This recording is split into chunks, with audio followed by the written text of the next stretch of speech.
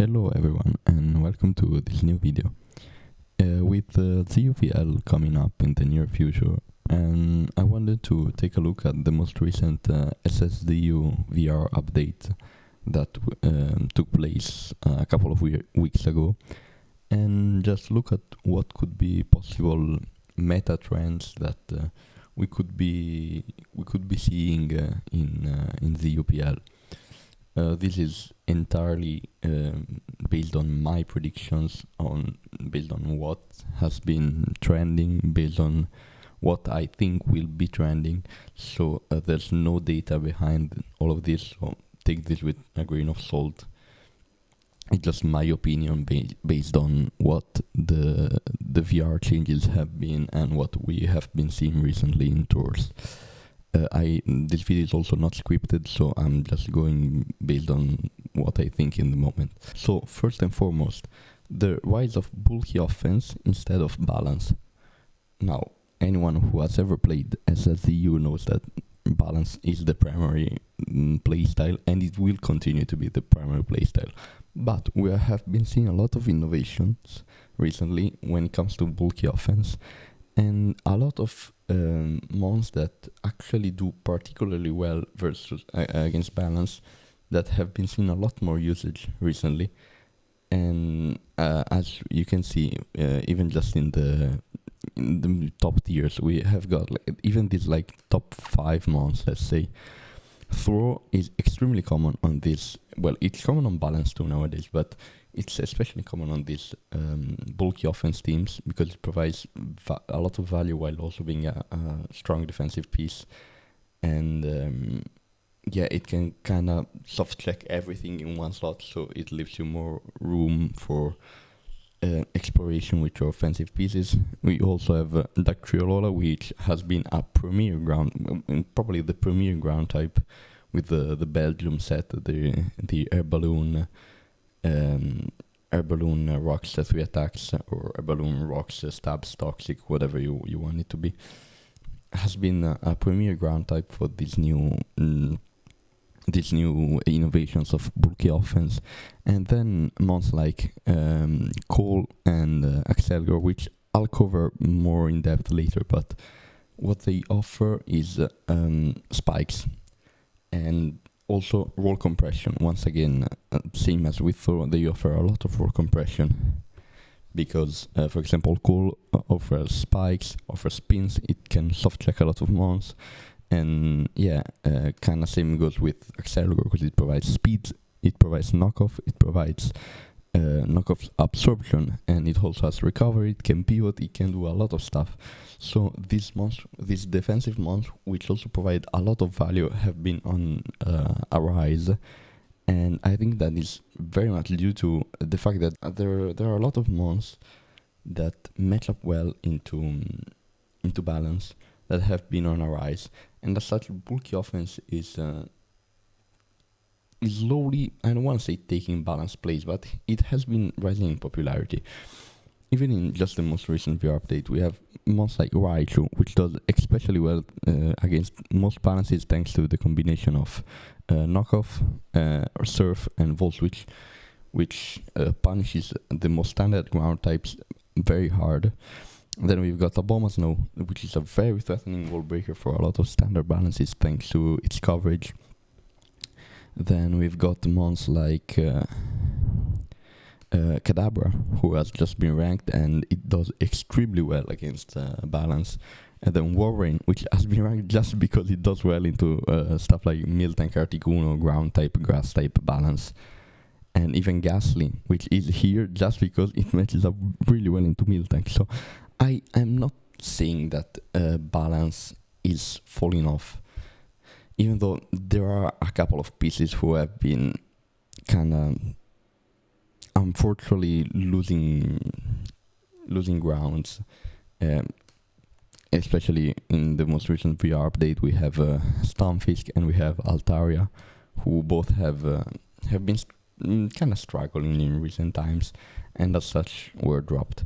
But most balance pieces are still very much fine mons, are still very much great mons. Like even Stunfisk, it dropped from A+ to A. It didn't fall off that hard.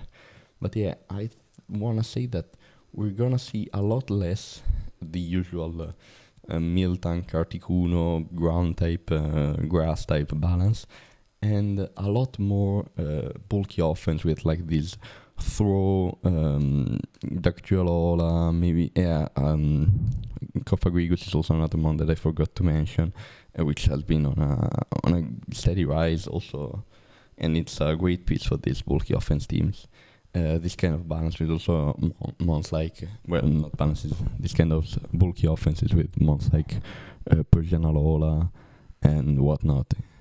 I think we will be seeing a lot more of those teams in ZUPL.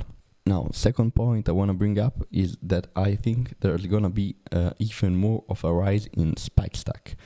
Now, Spike Stack has already been on a steady rise, and as you can see in the most recent VR, we have mons like Axelgor and Colossal and Rosilia and Ponier, who all have been rising. That is because there are a lot of Spike Stack teams that have been extremely popular, mainly because even though we have a lot, well, not a lot, but we have some great defoggers in ZU, spikes are such an easy way to make progress. Well, not easy way, but they're a very effective way to make progress. Let's put it like this. Because if you play well, long-term spikes are gonna be very crippling, and sometimes if you can keep up pressure, they can also be very hard to get rid of, and so they can keep pressure up for extended amounts of time. Yeah, something like the toxic spam, which used to be a lot more popular years ago. It's way less effective when every single balanced team has a very sturdy cleric in the form of Meal Tank or Alcremie, or the occasional Altaria or Articuno or whatever. It's a lot harder to make progress with status. So spikes and with knockoff users, pivots and whatnot have been on a slow but steady rise as a way to put pressure on these defensive pieces, because when you pair these hazards with knockoff users and especially breakers, the defensive pieces that have to come in and take spikes over and over again will sooner or later get overwhelmed. And with ways to punish defog, as you can see by Poniard rising, but also not only Poniard, you also like other mons who match up well into the defoggers in general. So stuff like Klinklang or Rapidash, who have been doing particularly well in the current meta and really appreciate hazards wearing down their checks. Spikes are very effective at making progress against balance, even if it means that you have to, place them and then get them removed and then set them up again and then get them removed. Now, one thing you may say about this is that, but Diego, if spikes are so good, why did Frostless drop? And there might be a couple of reasons to that. I want to start off by saying that I've never been a Frostless fan. I do not think the mon is particularly great. I mean, it's a good mon. I never thought it was A tier worthy, so I think it fits a lot better with the mons in A-. For the record, I also think that Axelgor in A tier is too high and it should have been like A- at best. But the voters voted, and so democracy, I guess. The reason why Frostless dropped, I think, it's because it is a lot less longeve than the other spikers. I mean, you of course, mons like Axelgor and Rosilia are very suited to sticking around long term and setting up the spikes over and over again. and also provide other value with Rosilia's defensive utility and Axelgor's, for example, access to knockoff and U-turn. Something like Colossal is less longeve. It usually cannot set the spikes up as often as something like the other two can, but it still offers very nice compression, and so it's still a great mon to use, even if it's less reliable to set the spikes up a lot of times during the course of a game. While something like Frostas, apart from being a lot less bulkier than Colossal, it also, the lack of longevity, I feel like it's really felt. Now, I've built Frostas teams. I still think it's a fantastic mon, but I think the slight drop in its viability rankings tier is justified in my opinion. Now, another point I wanted to talk about is that I think that there will be a rise in Thwackey usage and a drop in Tangela usage. Now, Tangela has been the premier grass type in SSDU for years. It has a busted combination of grass move plus poison move plus knockoff plus leap powder, which very few mons can actually switch into reliably over and over again. And it has great physical bulk, it has regenerator to stick around for an incredibly long amount of time. It can also run offensive sets. It's in general a fantastic mon. It's also a reason why mons like Miltank and Throw and many more, and Axelgor too, I guess, have been rising in popularity so much, is because they match up so well into Tangela. Well, Miltank has always been very popular, but you get the gist. The Sub-Zipper set is what has been gaining a lot of traction and has been the most popular over the last couple of years because of its good matchup into Tangela. What I meant to say is that I think that Tangela is a lot easier if you know what you're doing. It's a lot easier to handle and a lot easier to overwhelm. Now, I don't want to say that Tangela is a bad mon. In fact, it's quite the opposite. It's, in my opinion, still the number one mon you have to keep in mind when building, because if you do not have a plan for Tangela, you will lose to Tangela. That is a fact. There's very few mons that prove this theorem the same way that Tangela does. Some include like Sivali Dark, where you need to have a plan for them already or you will lose to them. There's no way around it. But I think that what Thwackey offers in the current meta is a lot more valuable for teams than what Tangela offers. Now, first and foremost, Thwackey is a lot less longeve than Tangela, but it also offers a lot more offensive pressure. It also has access to knockoff the same way that Tangela does, but it also gets U-turn on top of it. And knockoff plus U-turn is a fantastic combo. Thwackey can run both Choice Banded and Eviolate Warden set. And one thing that I've been particularly liking is running bulk on my Eviolate Warden sets, which is less common, but I find particularly useful.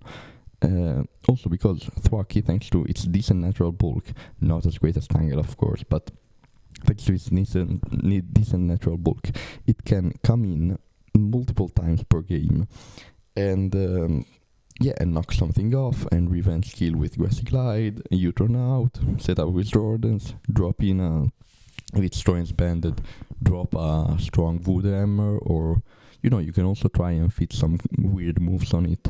Like I've seen people experiment with fighting move to hit Miltank harder, or stuff like acrobatics if you're feeling crazy. There's a couple of options you can do with this mod. One thing that I particularly like about it is grassy terrain. Like, I find grassy terrain to be extremely valuable for a lot of mons that benefit from the grassy terrain, keeping them more longeve, and as such having a easier time wearing down their checks over time. Does that make sense? I'm talking about mons like Kling Klang or Skantang, for example, which benefit from the grassy terrain recovery, benefit from grassy terrain nerfing earthquake beast power, and also appreciate the extra recovery to stick around for longer, and with that get the extra turns that they need to wear down their checks long term. Like something like Stunfisk, for example, which is also one of the reasons I think it dropped. It's because it's not a hard mon to overwhelm, and I think that grassy terrain support really leans into this because it gives you extra recovery on your offensive mon that wants to overwhelm the defensive piece in Stunfisk, and so you have more opportunities to come in and start wearing it down. Another point that I wanted to mention in on why I think Thwaki will rise is that Scarfers are a lot less popular nowadays, and the reason for it might be mixed, but I think it mostly comes down to the fact that it's less needed and their Scarfers are not great. Now, Rotom is still a fantastic mon, it's still the premier Scarfer, and it's still S tier in my opinion, but I think that Rotom benefits a lot more than with other sets than by running Scarf. It's weird to say, but I think that sets like Wisp Hex and Nasty Plot are very, very good, and the reason we don't see them as much is because Choice Scarf is the premier Rotom set, because nothing else does Choice Scarf better. And so if you need speed control 99% of times, you just slap a Choice Scarf Rotom on your team and call it a day, because Choice Scarf Rotom is still good. Like, there's no way around it. It's just that it's good. It could be great, but it's just good. And mons like Sock also, for example, have been opting for Choice Scarf less and less. Like, I've been seeing a lot of choice band Sock and non-choice Sock nowadays, and a lot less Choice Scarf. And yeah, I think in general a lot of teams are opting for like fast mons in general instead of running a proper Choice Scarf. Like we can see on the VR, we have Dr. Alola rising, who outspeeds the majority of the tier. Axelgor, who also outspeed basically the entire tier when I'm boosted. Also, it's not risen in the VR, but Persian Alola has also seen a spike in popularity thanks to the bulky offense teams that I mentioned prior. It can Choice Scarf, of course, but it can also work without the Choice Scarf. In fact, in most games, it finds itself tricking the Choice Scarf away and then just playing with its natural speed stat for the rest of the game. Also, another Choice Scarfer who used to be a lot more common years ago at this point and who has been falling off very hard is Gurgai Small, who has just been not that good nowadays. Like, it mostly finds itself tricking the Choice Scarf at the first occasion possible.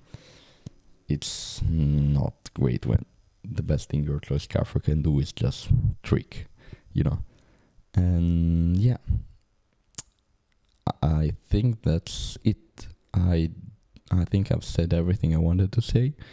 We also have a couple more rises which are very interesting, like Psy Valley rising because it abuses throw teams, which have been, as I said, very popular nowadays. Ditto, which matches up well into Hyper Offense and Sun. A couple good Hyper Offense pieces like Butterfree and what the fuck is this name? Caracosta. Yes, I had a moment. And also some ones falling off which maybe you might not expect. Like, for example, Lunaton. I still think Lunaton is an excellent Pokemon, but with the rise of mons like Belgium and especially Thwacky, I think Lunaton has taken a big hit to its viability and to its niche, which used to be that it could set up on a lot of common defensive pieces. Nowadays, it gets reversed a lot more easily, and such it has a harder time doing it. What else? The drop of flying spam. I mean, that's been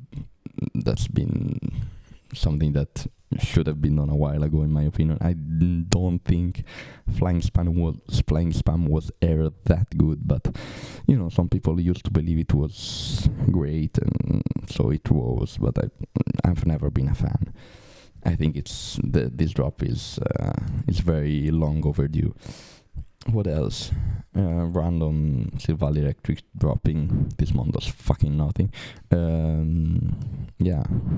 Girder dropping because it's mostly overshadowed by Thor. We've got like Siblai dropping, not because it's a bad mon, but it's because there are so many dark types and Alcremie and a lot of mons that just straight up abuse you. And you match up well into like a hyper offense until they pull out like the Silvally Dark, which just like clicks the sword sense in your face and you just lose. So yeah, it's not a very reliable physical wall. What else? Niche breakers dropping, and these Clufuckers. Type null has never been good, and webs are bad, so Shackle dropped. Flyer and Rose to the VR. It resists. It's a Alcremie check with Heal Bell. It does stuff. It's an alright mon. I think that's mostly it. I did not talk about like everything, but that's most of what I wanted to cover. And yeah, see you in the next one.